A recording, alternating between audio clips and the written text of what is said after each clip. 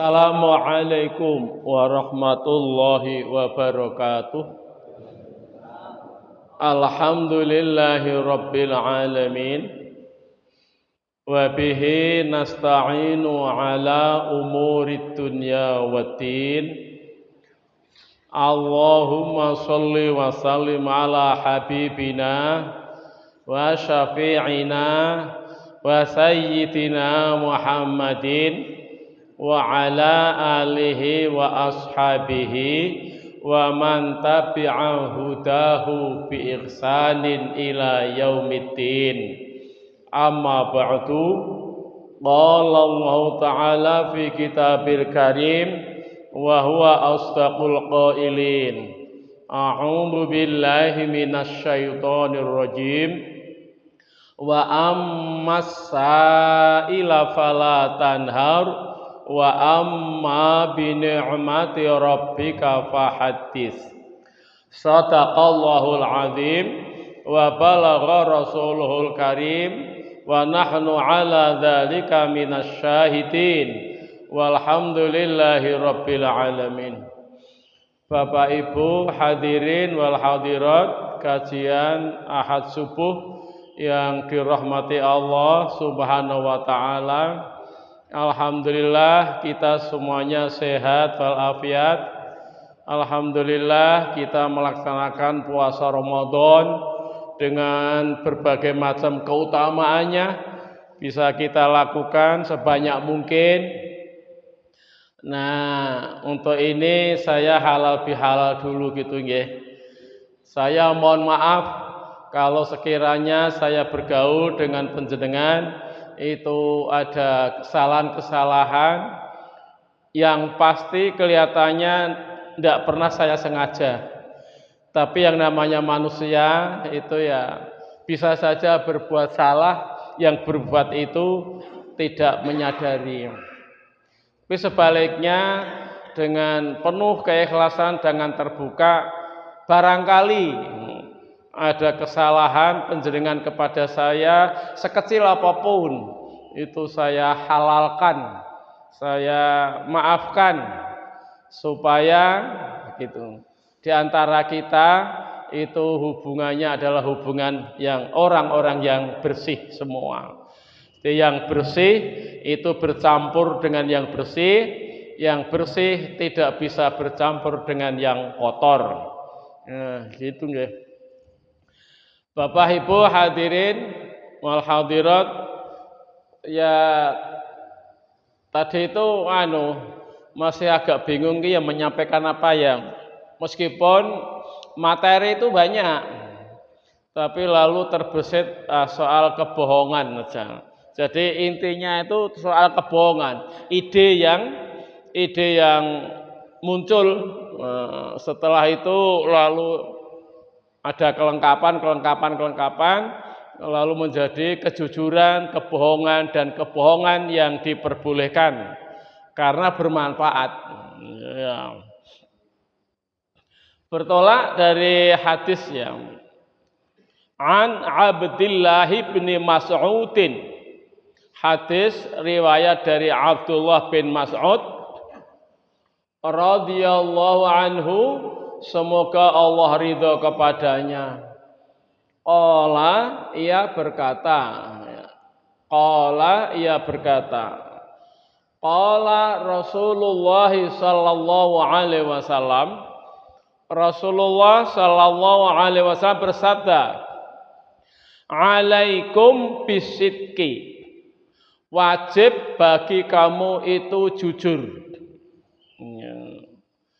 Fa inna sidqa, karena jujur itu yahdi ilal birri, menunjukkan kebaikan. Ya, jadi karena ditunjukkan lalu makna artinya menggiring. Jadi kejujuran sesungguhnya, kejujuran itu menggiring kepada kebaikan. Wa innal birra, dan sesungguhnya kebaikan yahdi ilal jannah, akan menggiring ke surga, menunjukkan ke jalan surga. Wa ma yazalur rajulu, dan tidak henti-hentinya itu seseorang yasduku dan senantiasa jujur, wa yataharra sidqa dan berusaha keras untuk berbuat jujur, hatta yuktabu indallahi siddiqan, sehingga ia ditetapkan di sisi Allah sebagai orang yang siddiqan. Jadi kalau hari demi hari kita itu berusaha untuk jujur, suatu saat Allah itu menetapkan, oh iki wong jujur, oh iki wong apik. Kalau yang menetapkan orang baik itu kadang-kadang hanya berbuat satu kali saja, itu sudah dikatakan baik, sudah dikatakan baik gitu. Ya, ya dulu waktu Ahok jadi gubernur itu senengannya ya miso-miso terus ya. Nah, terus banyak kasus ya, banyak kasus korupsi ya. Tapi sekarang itu kan gayanya kayak pahlawan kan gitu. Kejelekannya dulu itu ternyata hilang. Jadi kalau kita itu melihat satu orang berbuat baik sekali saja, itu kita sudah gampang terenyuh. Ya, apalagi orang itu orang yang tadinya itu ya sebut saja ada orang yang selamanya itu menentang masjid, ya, bawa anjing ke masjid. Tapi suatu saat sakit 1 bulan, udah 35 hari. Hari ke-36 itu ngundang orang masjid minta untuk disyahadati. Bagaimana itu? Semuanya terenyuh. Alhamdulillah diparingi husnul khotimah kan ngono kuwi. Nek menungso ngono. Jadi melihat orang satu kali berbuat baik, begitu tuh kita sudah gampang terenyuh. Tetapi kalau Gusti Allah ternyata tidak itu. Jadi harus wa ma yazalur rajulu yasduku wa yataharra sidqa. Jadi senantiasa berbuat jujur, berusaha keras berbuat jujur. Hatta yuktabu, sehingga suatu saat itu akan ditetapkan indallahi menurut Allah siddiqan, sebagai orang yang jujur. Ba'iyakum wal kadhiba, takutlah kamu dengan kebohongan. Ya. Fa innal kadhiba yahdi ilal fujur, sesungguhnya bohong itu menunjukkan kepada ya kejelekan. Fujur itu ya, nah bahasa Jawane lacut ya, pada kejelekan. Wa innal fujura yahdi ilan nar, dan sesungguhnya kejelekan itu menggiring ke neraka.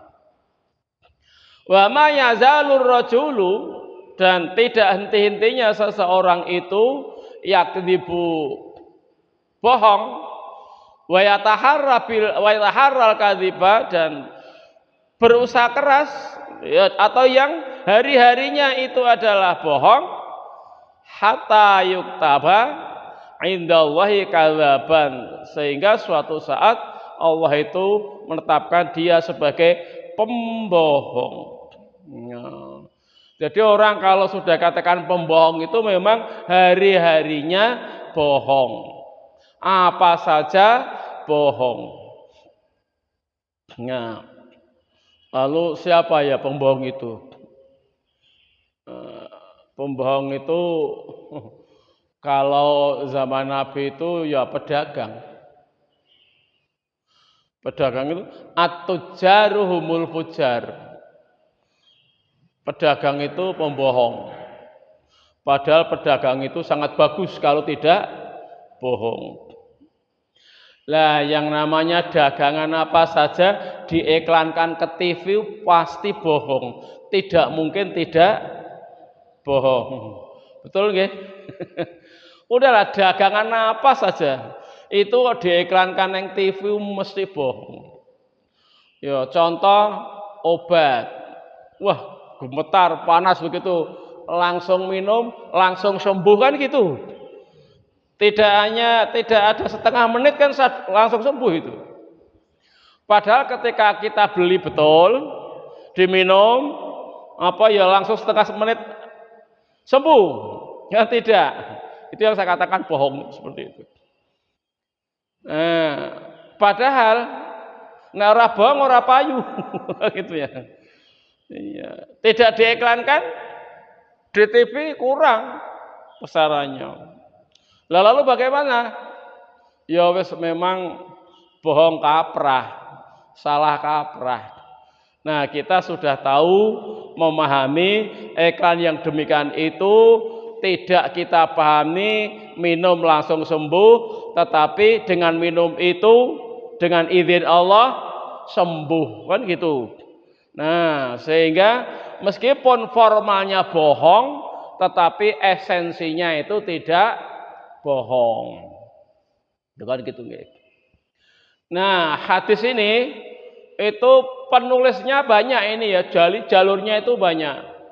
Ini sengaja saya tulis ya, hadis riwayat Bukhari 5629, Ahmad 2 kali, Muslim 2 kali, Abu Dawud sekali, Imam Tirmidzi 1 kali, Ibnu Majah 1 kali, Imam Darimi 1 kali, lalu Ibnu Abi Syaibah ya 1 kali, lalu Ibnu Hibban 3 kali, Mustadrak Hakim 1 kali, dan Baihaqi 1 kali.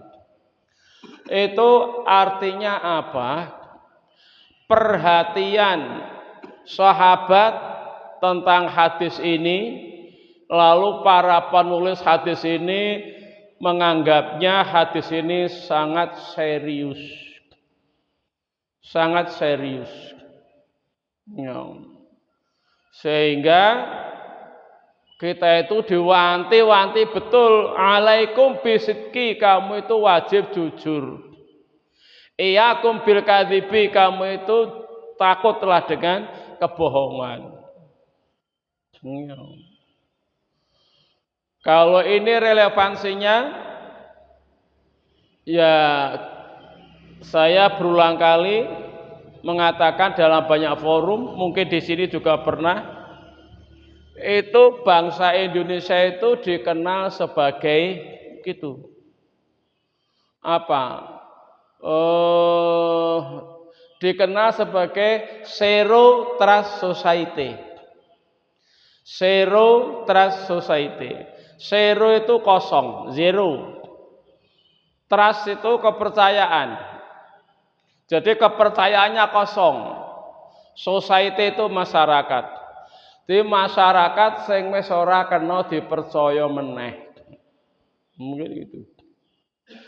Nah, ketika hasil penelitian itu publish secara internasional, lalu sebelumnya itu umpamanya yayasan, pondok pesantren atau masjid punya relasi, bisa nulis surat bahasa Arab ke Saudi Arabia minta bantuan, itu dana sah.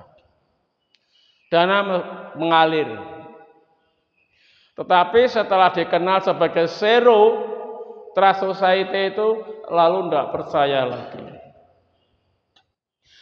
Ditunjang opini jahat yang diciptakan oleh Amerika, wis ra jujur itu di sini adalah sarang teroris. Nah, itu mempengaruhi pola pikir pemerintah Islam di Timur Tengah. Akhirnya bantuan berhenti sama sekali. Tidak boleh ada. Jadi wonge wis dok korupsi, tur kebak teroris. Kan ora apik blas ya. Bangsa kita itu di mata dunia kan begitu ya. Iya. Kita itu umpamanya produk-produk makan jarang jadi di Amerika itu masuk ke Indonesia tidak perlu lagi ada label halal kan gitu. Tidak perlu lagi label halal. Kita tersinggung. Tapi mengapa itu diterima? Kami itu lebih ketat, lebih teliti daripada kamu, kan gitu. Jadi nek wis di Amerika Serikat itu lolos ning kene mesti halal. Gitu. Australia juga demikian. Ana produk Australia kok ana unsur babine mesti ana tulisane, mesti ana kodene. Lah kita itu. Jadi sebetulnya meskipun Amerika itu ngirim barang-barang jadi ke sini tidak pakai halal, itu wis halal aslinya. Daripada ana label halal ning ora kena dipercaya. Oh kan gitu loh, ora kena dipercaya. Nah, itulah maka ketika kita dikatakan zero trust society, masyarakat sing ora kena dipercaya meneh, hadis ini sangat relevan. Ya. Nah, itu bahwa kita adalah masyarakat korup itu ya memang ada penelitian. Itu menyebutkan bahwa korupsi itu mulai dari presiden sampai tukang ngamen. Ini kan ya sudah menjadi opini umumnya. Presiden ini korupsi, yo ratusan triliun, kan gitu. Lalu nek tukang ngamen piye? Apa ya korupsi? Oh, ternyata ada juga. Bagaimana? Ada tukang ngamen rombongan. Yang satu nyanyi, yang satu gitar, yang satu acrek-acrek ya, yang satu ketipung dari pralon itu. Jadi pengamen ya kayak pralon ya. Nah, lalu ngamen di dalam bis. Nyanyi. 1-2 orang itu memberinya 5.000. Ada yang 10.000. Tapi umumnya ya mesti uang koin, bunder itu umumnya 1.000 gambar pedang untuk kalau dulu itu ya. Lah yang gitar itu kan tetap meskipun dia gitar itu memperhatikan siapapun orang yang memberi itu. Ada yang 5.000 kan kelihatan. Nah, ketika jam makan siang di terminal mau makan siang didudah mau dibagi. Setelah didudah mau dibagi, ternyata tidak ada satupun uang yang 5.000-an. Ada beberapa itu. Nah, lalu yang gitar, lo mana yang 5.000-an? Mana apa semuanya sudah itu? Tidak, saya melihat beberapa uang 5.000-an. Akhirnya apa? Jotosan di terminal. Setelah jotosan, konangan karo polisi, ini apa? Ini Pak korupsi. Korupsi apanya? Tidak korupsi. Nah, akhirnya oleh polisi didudah, dibelajati, dirakti. Nah, itu ada sempitan yang 5.000, ada sempitan 10.000. Jadi, itu artinya tukang ngamen pun korupsi. Jadi kan wis ora ana pilihane. Ora ana pilihane. Sampai wakil menteri urusan haji itu mendesak kepada majelis ulama supaya ada undang-undang haram mendaftar haji dari uang korupsi. Ngono iki Daniel Simanjuta itu mendesak kepada majelis ulama melarang jamaah bangsa Indonesia itu melaksanakan ibadah haji bayar tetapi uang dari korupsi. Ya angel to.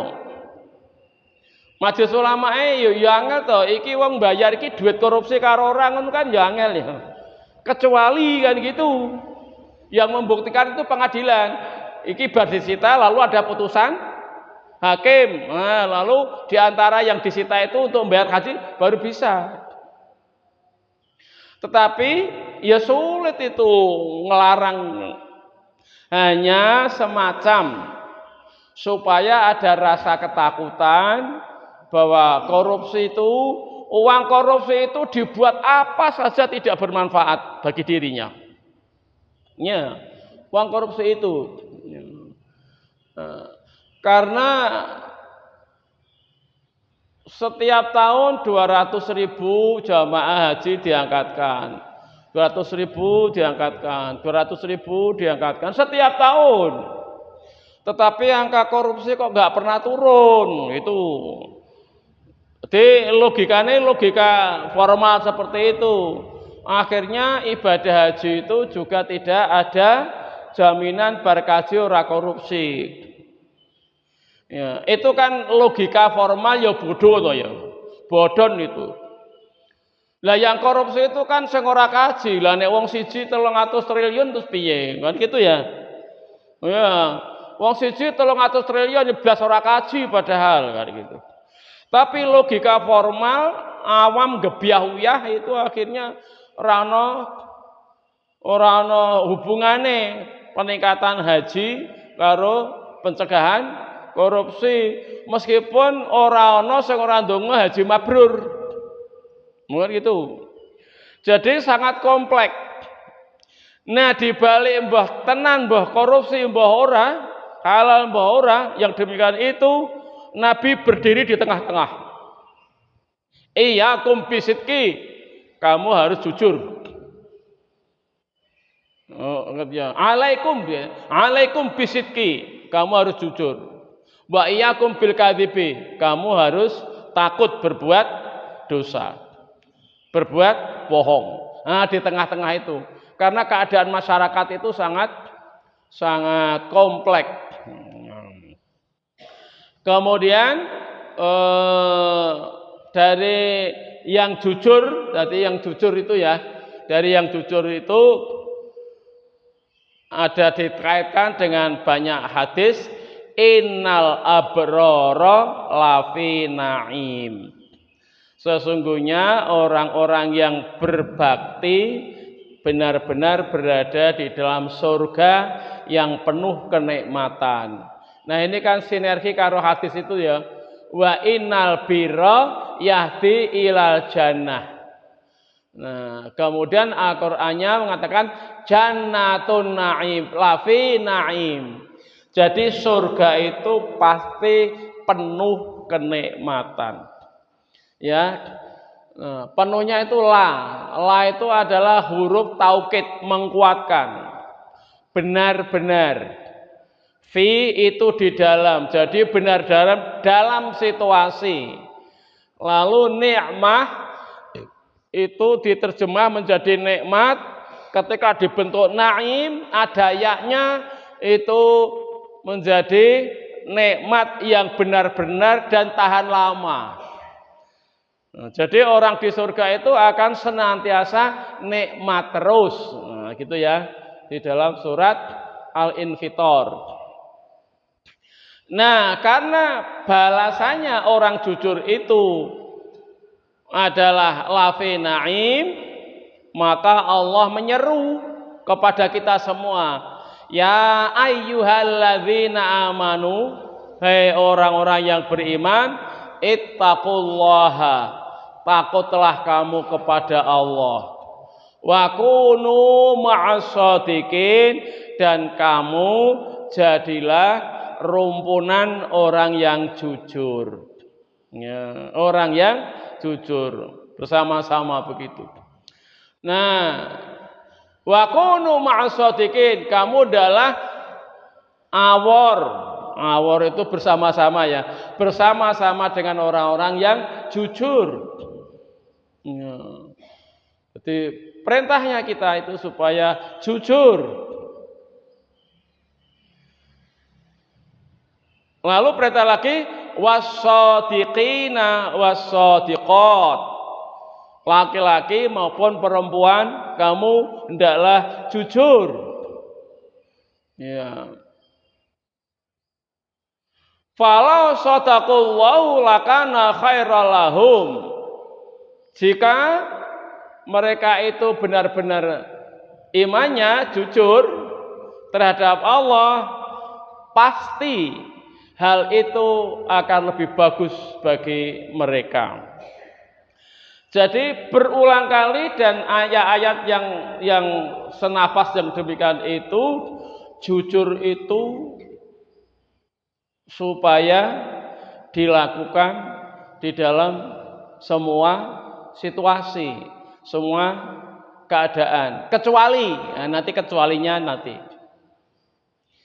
Jadi setiap hari-hari kita itu posisinya kita supaya jujur. Ya. Nah, tapi ya boleh berbohong, juga boleh berbohong. Ya, moderasi tengah-tengahnya Islam dibandingkan dengan yang lain. Agama Hindu itu juga mengajarkan kejujuran. Maka di dalam berita tentang Bharatayuddha itu ada orang yang luar biasa jujur sampai diprofilkan darahnya itu putih tok. Jadi tidak ada merahnya. Ya karena ini ajaran agama ya, bukan ajaran kesehatan. Ya kalau menurut ajaran kesehatan orang hanya berdarah putih ya tidak mungkin hidup ya. Iya, karena darah putih itu akan menyerang semuanya gitu, pasti tidak bertahan. Tetapi bukan karena kesehatannya, tapi ingin menampilkan profil orang yang jujur, sehingga sampai darahnya pun putih. Nah, itu artinya di dalam menyampaikan ajaran moral itu sampai tidak rasional. Sampai tidak rasional. Tetap berbeda dengan Islam. Apapun yang diajarkan itu selalu masuk akal. Termasuk tentang kejujuran ini. Cuma begitu. Sebetulnya Nabi itu pernah bohong enggak? Kelihatannya ya juga tidak pernah itu berbohong. Apalagi orang menjuluki Al-Amin. Tetapi darah beliau kan ya tetap merah karo putih. Artinya ajaran yang disampaikan kepada Nabi itu tidak sampai meninggalkan akal. Paling dapat diterima. Ada orang yang membanding-bandingkan agama Islam apa gitu, yang demikian itu, lalu orang itu namanya true blood. Itu mengatakan bahwa Islam itu adalah agama yang paling rasional di dunia. Jadi apapun ajaran-ajaran agama Islam yang tampaknya tidak rasional, tapi setelah diselidiki betul-betul menggunakan hukum-hukum logika itu ternyata masuk akal. Kan gitu. Sampai kitab suci berbagai macam kitab suci diselidiki, ini belum selesai, nanti selesai tahun 2027. Sejak tahun 1995 di Jerman bagian selatan. Jadi Anglicano Wyss, Anglicano Wyss itu melakukan keaslian kitab suci. Lembaran-lembaran kitab suci itu ditemukan di Yaman, di masjidnya Mu'adz al-Jabal. Mu'adz bin Jabal itu ternyata ada 900 ya. Lembaran-lembaran tulisan itu dari kertas, ditandai,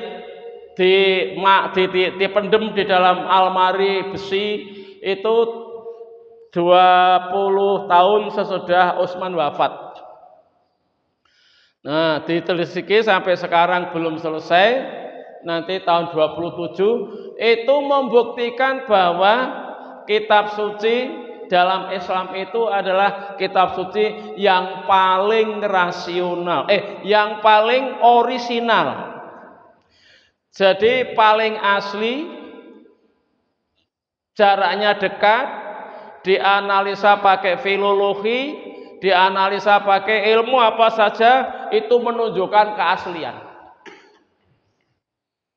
Bukan karangan orang. Kan gitu ya. Yang paling orisinal, isinya yang paling rasional, maka tentang kejujuran pun juga tidak mutlak, ada pengecualiannya. Ada pengecualiannya. Nah, di sini pengecualiannya, anak ummahu Umma Kulthumi binta Uqbah bin Abi Mu'aid, sesungguhnya ibunya yaitu Ummu Kulsum, putri dari Uqbah bin Abi Mu'aid, wa kanat minal muhajirati, dan dia itu termasuk wanita yang ikut hijrah, ya. Al-awal yang pertama, allati bay'ana nabiyya sallallahu alaihi wasallam, yang dia berbaiat kepada Nabi Muhammad sallallahu alaihi wasallam. Akhbarathu, dia memberikan kabar kepada putra Ummi Kulsum ini. Kabarnya annaha, bahwa dirinya Ummu Kulsum sami'at Rasulullah sallallahu alaihi wasallam, mendengar dari Rasulullah sallallahu alaihi wasallam. Wa huwa yaqulu, dia berkata, laisal kadzabu alladzi yuslihu bainan nasi wa yaqulu khairan wa yanmi khairan. Laisal kadzabu, bukanlah namanya bohong, alladzi yuslihu, yaitu orang yang mendamaikan, bainan nasi, di antara dua manusia atau di antara dua kelompok manusia. Wa yaqulu khairon, dan dia itu berkata yang baik, berkata yang baik. Kemudian wa yanmi khairon, ya, wa yanmi khairon, dan dia juga berkata baik terhadap yang tidak baik. Jadi kalau ada dua orang berseteru, itu bisa umpamanya A dan B itu berseteru, lalu panjenengan mendekati keduanya panjenengan bohongi.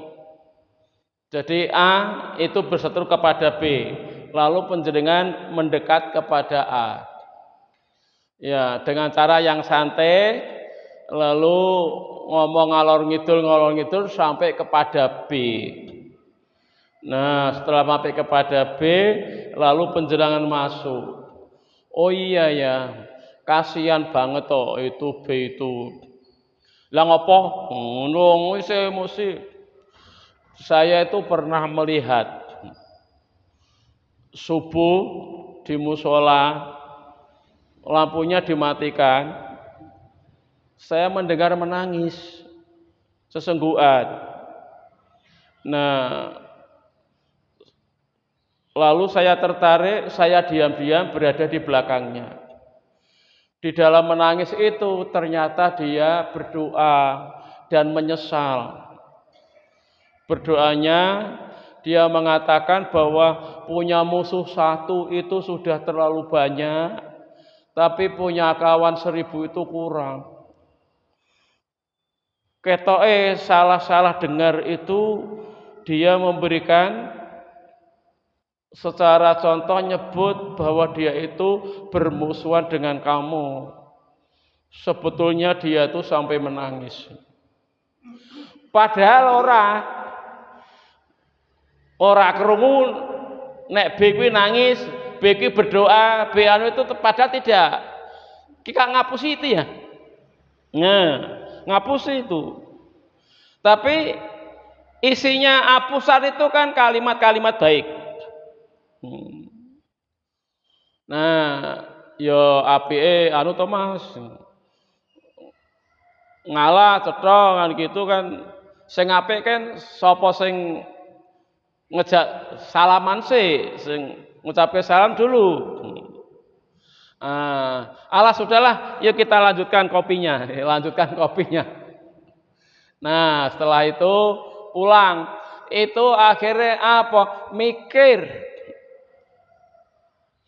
Iya, apalagi nah gitu bahwa berseteru itu sangat berbahaya.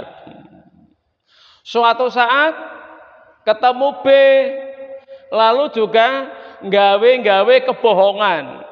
Kurang lebihnya ya sama ketika menghadap A tadi.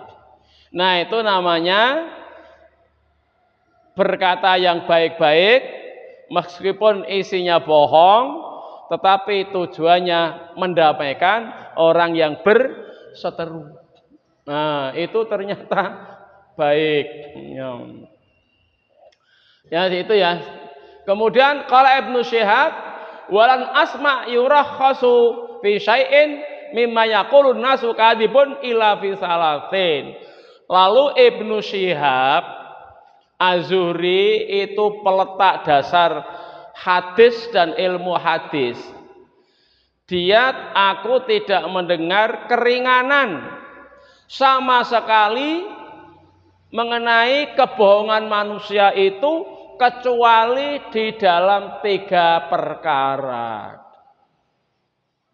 1, al-harbu, perang. Nah, inilah yang menjadikan inspirasi saya menulis itu. Perang itu boleh bohong. Jadi Iran, nah yang kita bicarakan Iran. Iran itu kan orang Islam. Itu banyak membuat berita-berita YouTube. Itu kalau kita melihat itu kan jadi bingung ya. Ada tenaga-tenaga kita di Iran itu tidak seperti yang biasanya diberitakan.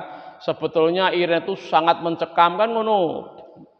Tapi juga ada banyak berita begitu kejamnya, hebatnya rudal-rudal Iran menghancurkan Tel Aviv kan gitu. Nah, tetapi juga nek soal kebohongannya Yahudi Amerika tidak usah kita bicarakan. Nah, karena mereka orang-orang yang kufur. Tapi kita yang dalam Islam itu ternyata boleh. Sebab kalau jujur di dalam perang justru akan menghancurkan kita diri sendiri. Ketangkap di mana pusat kekuasaannya, oh di sana. Di mana pemimpin bersembunyi, oh di sana. Nah, itu malah berbahaya. Maka jujur yang demikian itu diperbolehkan. Jujur di dalam peperangan. Lalu jujur di dalam pemilu boleh enggak? Ya ini yang repot ini. Ya jujur di dalam pemilu jelas tidak boleh. Kecuali nah gitu, jujur dalam rangka membenarkan peserta pemilu supaya tetap menggunakan koridor hukum agama. Nah itu boleh. Karena tujuannya adalah untuk kebaikan. Seperti kebohongannya Nabi Ibrahim itu boleh. Nah, ya. Seperti karena itu dilindungi oleh Gusti Allah itu. Oh dibakar ya ora mempan. Itu tandanya bahwa Nabi Ibrahim bohong bahwa tidak memotoli ya, tidak menghancurkan arca-arca itu kecuali yang paling besar itu boleh. Ya, sebagai bukti tidak ada hukuman kepada Nabi Ibrahim, dibakar pun selamat. Tapi berbeda dengan Nabi Yunus. Hanya sedikit putus asa kesal, ada pelajaran. Maka sampai ditelan ikan kan gitu. Ya, ada pelajaran. Nabi Ibrahim tidak itu. Ya. Bohong di dalam peperangan itu juga boleh. Wal islahu bainan nasi, dan mendamaikan di antara dua orang atau lebih atau dua pihak. Itu boleh ya, sama seperti tadi. Wa haditsur rajuli imra'atahu, dan omongan suami kepada istrinya. Jadi suami itu boleh membohongi istri, boleh. Wa haditsul mar'ati zaujaha, juga boleh itu istri membohongi suami, tetapi tujuannya adalah untuk kebaikan bersama. Ya. Nah, kalau ada ahad begini, ada acara, oh ya, itu mesti bapaknya itu ngenteni le dandan ra rampung-rampung. Leh manase mobil wis diresiki, wis panas, ning ya rung rampung-rampung leh dandan. Wis rada kesel jane. Ora barbar. Lagak metu, piye Pak? Sudah cantik apa belum? Sudah cantik. Lah hari-hari niki gur ngono wae, takon terus ngono kuwi. Ya jawabnya ya harus cantik.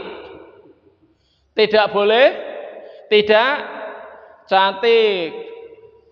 Mungkin cantik nih kok batasan. Ya memang kamu cantik 40 tahun yang lalu. Ya marah. Cantik 40 tahun yang lalu.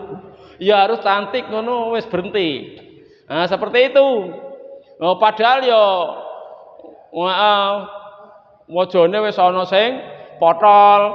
Nek sono potol mesti ya sono sing kisut bareng isih takon cantik ngono ki ya piye kan gitu ya. Tapi tidak boleh tidak, jawabnya harus bohong, cantik. Kan gitu.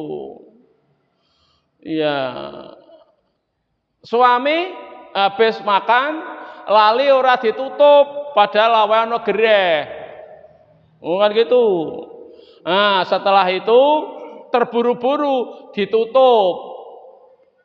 Setelah terburu-buru ditutup, ya akhirnya apa? Dia sendiri nyampar gereh dari piring itu, lalu pecah piar. Piringnya anyar, lagi oleh tuku. Baik. Lalu ada apa-apa? Kalau lah iki mau umpamane ngaku jujur, sing mecahke piring itu bapak, kira-kira ibu piye?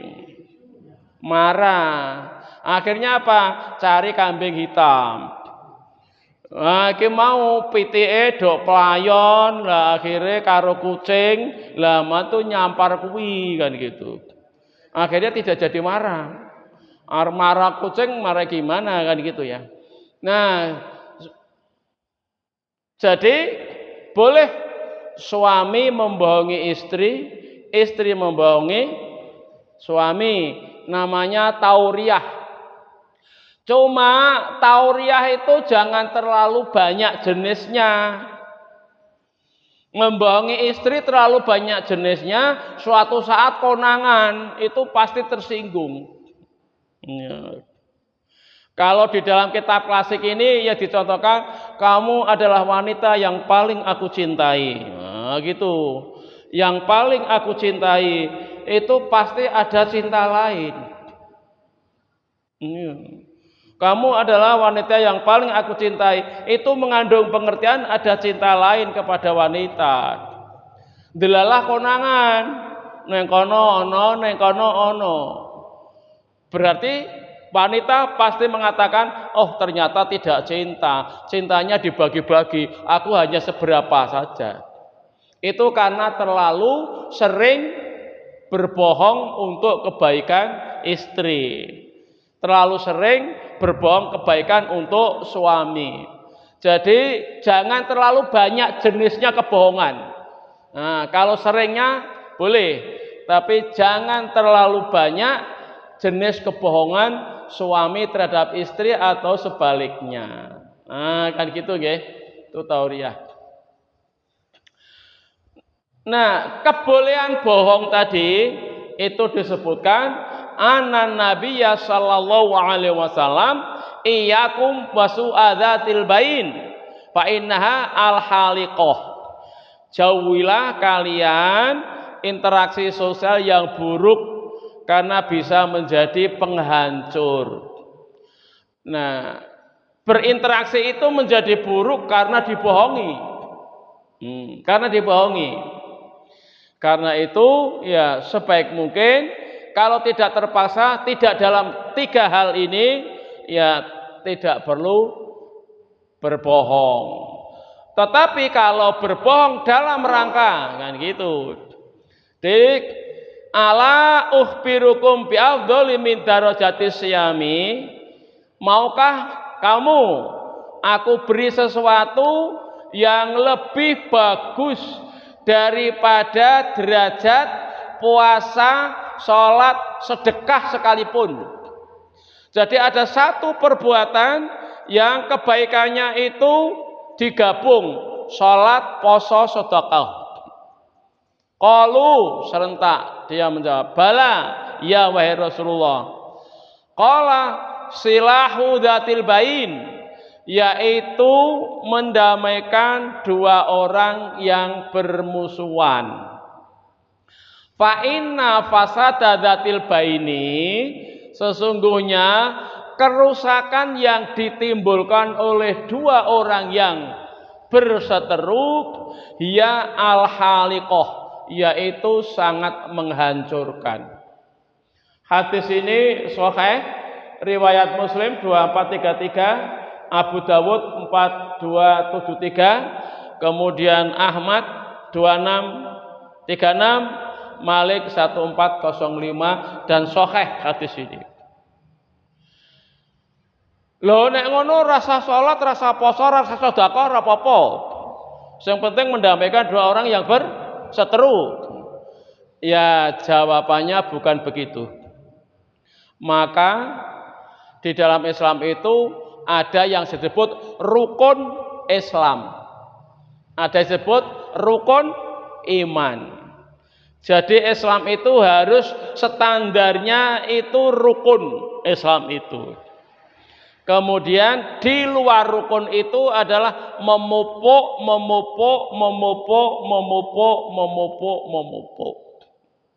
Bukan gitu. Dan kita harus punya andalan kepada Allah Subhanahu wa taala di atas fondasi 5 rukun itu. Apakah Senin Kemis atau Daud niku nek poso, atau ajeg setiap pagi kaleng di masjid, atau apa, atau banyak zikir, atau sekuat mungkin bisa mendamaikan 2 orang yang berseteru. Bisa mendamaikan orang yang berseteru umpama umpama mendamaikan orang berseteru itu antara Jokowi karo Roy Suryo, itu nek iso kan luar biasa.